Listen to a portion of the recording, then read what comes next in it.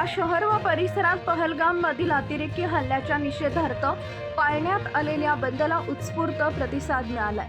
शहरातल्या मुख्य बाजारपेठेसह सर्वच ठिकाणी दैनंदिन व्यवहार बंद आहेत। सकाळी 11 वाजता शिवस्मारकासमोर एकत्र येत शहरातील कळवण रोड, सुभाष रोड, निमगली, सराफ बाजारात ते पंचकंदील या मार्गे मोर्चा काढण्यात आला।